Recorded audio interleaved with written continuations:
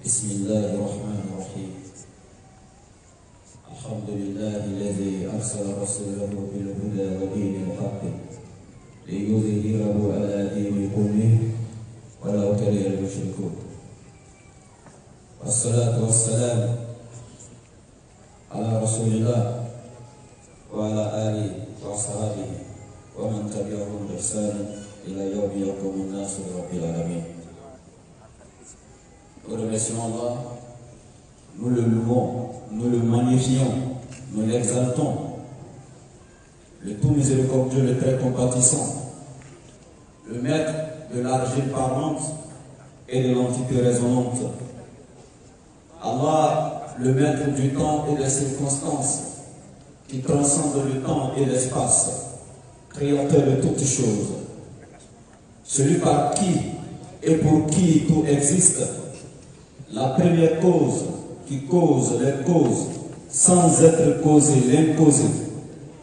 Après l'avoir magnifié, glorifié, exalté, nous l'implorons afin qu'il déverse sa miséricorde infinie sur la meilleure des créatures, le prophète Mohammed alayhi salatu wassalam, ainsi que toute sa famille. Après cela, nous vous lançons ici la salutation des habitants du paradis, celle qui décolle avec la paix, qui transite par la miséricorde et qui atterrit avec la bénédiction seigneuriale, qui est Assalamu alaikum wa rahmatullahi wa barakatuh. Alhamdulillah, ici je prends la parole, je suis Ibrahim Ouattara, je prends la parole ici au nom de ma structure, la DDR qui veut dire la Da'wa dans la rue, ou l'appel à l'islam dans la rue. Nous sommes venus tout droit de la Côte d'Ivoire, ici en Guinée, pas dans le cadre de la Da'wa. Nous sommes venus accompagner notre fille qui vient juste de se marier à un frère guinéen. Donc nous sommes venus juste pour l'accompagner, et c'est dans ce cadre-là que les frères de la famille musulmane de Guinée nous ont contactés et ont demandé à ce que nous associons notre image à cette cérémonie. Nous avons accepté parce que les musulmans sont des frères, les croyants sont des frères, et c'est pour le même objectif que nous faisons la Da'wa. Et dans tout ce que le musulman fait, il faudrait que ce soit Allah qui soit au centre. Quelles que soient les occupations, lorsque une cause d'Allah est manifestée quelque part et que tu es présent, en tant qu'un véritable défenseur de ta religion, en tant que quelqu'un qui s'est mis dans le cadre de faire la promotion donc, de cette belle religion, doit forcément associer son image. Et c'est ce que nous avons fait. Mais ici, je ne vais pas parler longtemps parce que la santé me fait défaut. Et en même temps, je dirais que nos imams sont là, ainsi que nos chouyours. Quand ceux-ci sont présents, nous, on est plus aptes à prendre la parole en leur présence. Parce qu'il faut le dire très sincèrement, face à eux, nous sommes tout simplement comme le sable de Taïamon. Eux, ils sont comme l'eau pour l'ablution. Et une fois qu'il y a l'eau pour les ablutions, on n'a plus besoin de Taïamon. Donc, sincèrement, quand nos imams sont là, nous n'avons pas droit à la parole. Parce que le domaine que nous exerçons dans la religion est un domaine particulier. C'est le domaine de l'interreligieux. Nous sommes plus à l'aise quand nous sommes devant les non-musulmans, les chrétiens, ou les polythéistes, ou les kémites, etc. Nous sommes plus à l'aise, c'est notre domaine, c'est ce que nous avons étudié, et par la grâce d'Allah, avec sa permission, nous arrivons à toucher leur cœur, la majorité d'entre eux, et les ramener à l'islam. Mais quand il s'agit d'apporter des enseignements, de donner des enseignements islamiques, nous-mêmes devons nous asseoir tranquillement auprès de nos imams et de nos chouyours pour apprendre davantage. Parce que, je donne un exemple simple, c'est comme à l'école, nous avons plusieurs types d'enseignants. Il y a des enseignants qui donnent des cours d'histoire-géographie, il y a des enseignants qui donnent des cours d'anglais, et ils sont tous enseignants, mais chacun a une particularité, chacun a un domaine bien précis. Et donc, si ici, il y a des pasteurs, nos imams vont dire, nos enfants, allez-y, gérez cette histoire. Et donc, quand aussi on se réunit pour des enseignements de ce genre-là, des termes que nous voulons développer, en présence de nos imams, nous leur donnons la parole et nous nous taisons. Maintenant, chers frères et sœurs, le thème ici, qui a été soumis à la lanterne de tous, c'est la place du musulman dans la consolidation d'une société paisible. Nous allons quand même donner au moins deux conseils à nos frères et sœurs qui sont en face de nous. Et Inch'Allah, nos imams viendront tous nous enseigner en ce qui concerne ce thème.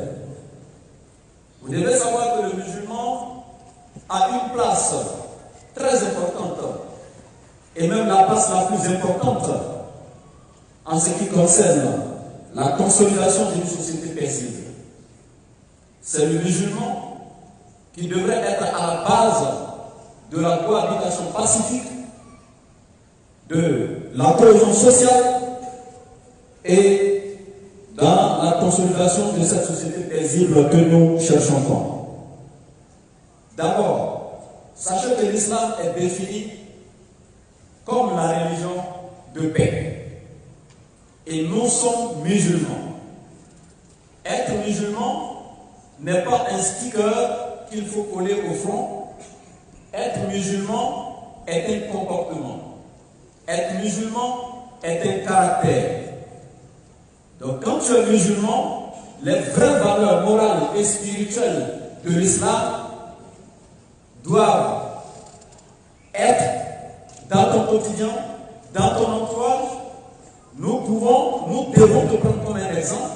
Nous devons, en tant que musulmans, devoir incarner la miséricorde, la paix, la tolérance et toutes les vraies valeurs qui accompagnent donc notre religion. Allah dit dans la Sourate 3, verset 110, Allah dit, Kuntum khayra ummatin ukhrijat linas. Vous êtes la meilleure des communautés que nous avons fait surgir pour les hommes. Et pourquoi vous êtes cette meilleure communauté? Pourquoi vous êtes la meilleure? Allah dit parce que ta'muruna bil ma'ruf wa tanhauna 'anil munkar. Parce que vous ordonnez le convenable et vous interdisez le blâmable. Voici les qualités qui font de nous la meilleure des communautés. Et Allah dit wa tu'minuna billah. Et vous croyez en Dieu. Alors le véritable croyant, celui qui croit en Dieu, celui qui accepte la religion musulmane, celui qui est un bon pratiquant de l'islam, doit avoir deux grandes qualités. Il doit donc exhorter les gens autour de lui à aller vers le convenable et donc sensibiliser les gens, donc ramener les gens à s'éloigner du blâmable. Mais pour être celui qui est un exemple, pour être celui qui appelle les gens au convenable, il faut être toi-même dans le convenable. Pour être celui qui éloigne les autres du blâmable, il faut être toi-même loin du blâmable. Donc, en ce moment, ce musulman-là devra faire effort, devra se faire violence pour être lui-même dans le convenable, être loin du blâmable, afin d'être un excellent modèle dans ce sens pour les autres, dans la société. Et dans la sourate 41, à partir du verset 34, Allah continue encore en ces termes en disant: le bien et le mal ne sont pas semblables. Repousse le mal par ce qui est meilleur. Repousse le mal par ce qui est meilleur. Et voilà qu'avec celui que tu avais une animosité, devient-elle un ami chaleureux. Alors, chers frères et sœurs en islam, nous sommes aujourd'hui musulmans, nous vivons dans une société où notre livre saint nous exhorte à repousser le mal par ce qui est meilleur, à vivre dans le convenable et à nous éloigner du blâmable. Alors si réellement nous sommes musulmans et que nous tenons compte des enseignements de notre livre saint, nous devons être ceux-là même qui seront les premiers à faire la promotion de la paix, de la cohésion et de la cohabitation pacifique dans notre société. Je continue encore pour dire, certains parmi nous sont fiers lorsque nous parlons des qualités de notre prophète Mohammed alayhi sallam, de sa miséricorde, de son degré de pardon, etc., etc. Nous sommes fiers. Mais lorsque cette même personne qui est fière de parler de ses qualités du prophète est lui-même face à une épreuve où il se sent victime, sa réaction n'a rien à voir avec l'enseignement qu'il donne. Tu ne peux même pas le reconnaître. Il n'incarne pas en ce moment le pardon, ni la miséricorde que lui-même a enseigné. Sachez que oui, le prophète alayhi salam, Allah il dit dans le Coran, surat 21, 107, et nous t'avons envoyé en tant que miséricorde pour l'univers.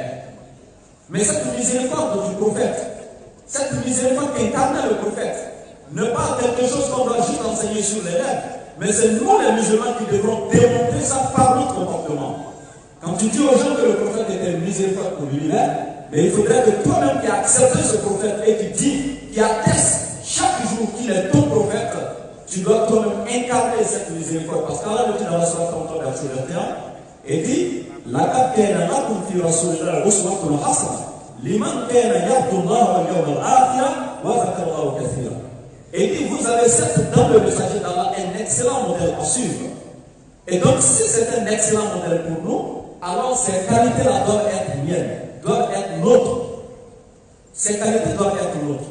Nous ne devons pas tout simplement enseigner les bonnes qualités du prophète et s'oublier nous-mêmes. Comme Allah le dit bien dans le Coran, dans la sourate 2, et il dit, vous exhortez le convenable aux gens en vous oubliant vous-même.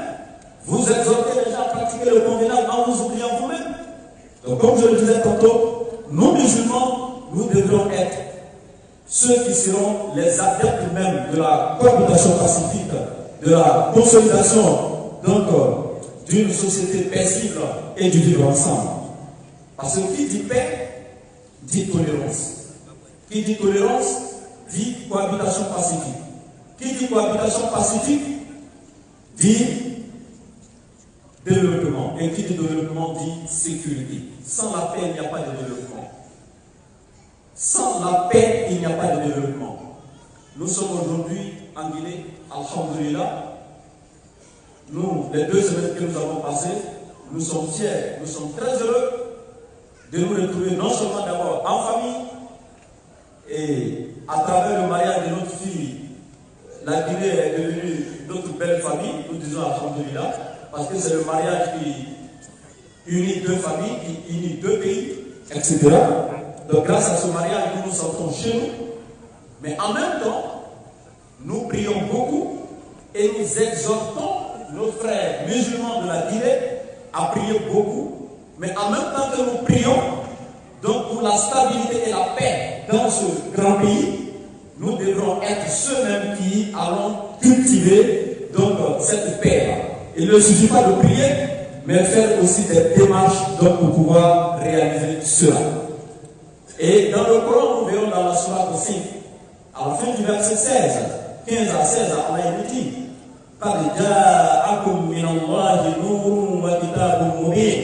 il dit certes, vous êtes venus de la part d'Allah, une lumière et un livre explicite.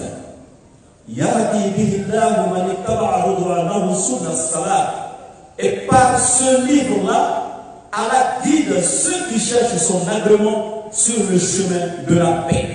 Vous voyez, cette religion que nous avons, qui est l'islam, Allah la nomme ici le chemin de paix, le chemin de la guidance.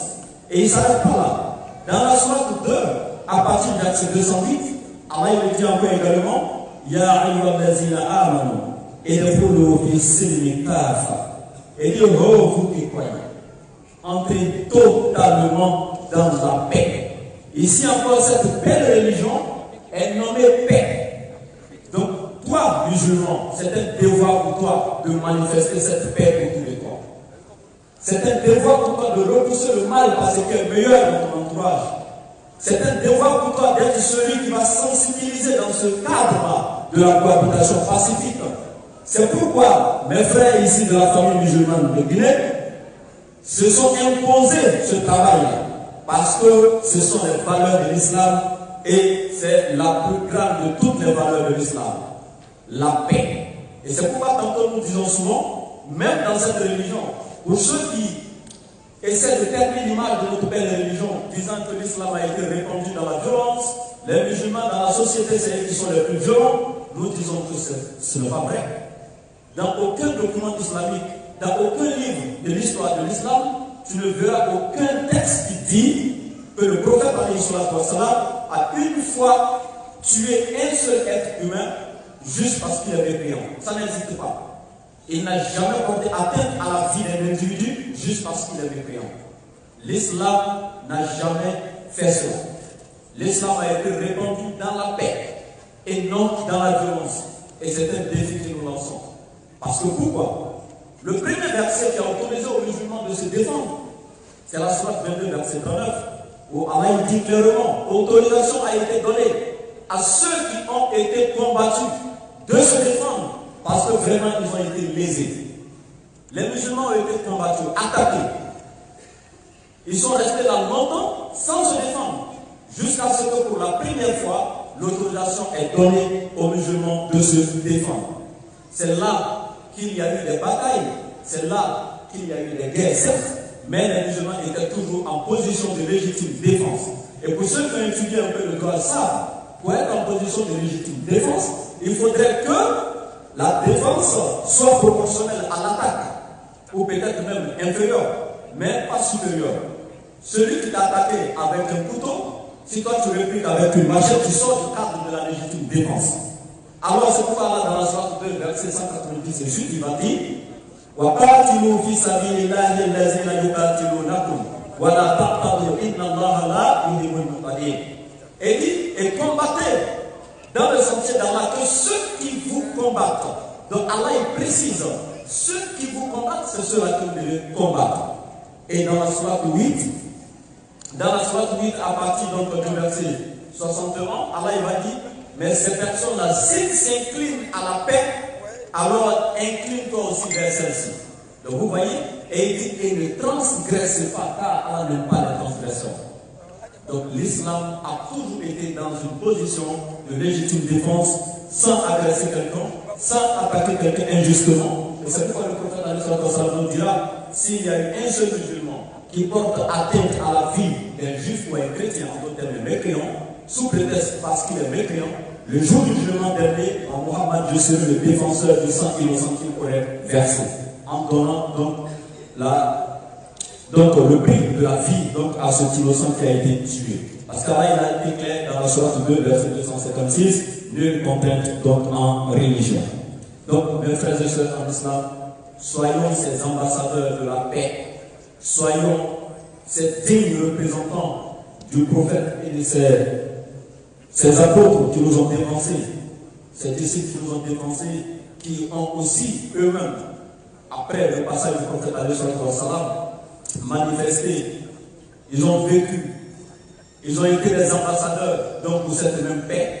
Nous devons être des exemples pour la société. Et comme je le disais tantôt, c'était juste quelques petits conseils que je voulais donner à mes frères et sœurs ici dans la salle, parce que l'enseignement sera donné par nos imams et nos chouyoufs, et j'irai m'asseoir donc pour prendre l'enseignement au même titre que vous. Nous n'avons rien à enseigner ici, c'est pourquoi la parole même, la prise de la parole a été très périlleuse pour nous, et rien n'a été préparé, rien n'a été structuré ici donc pour donner une bonne conférence.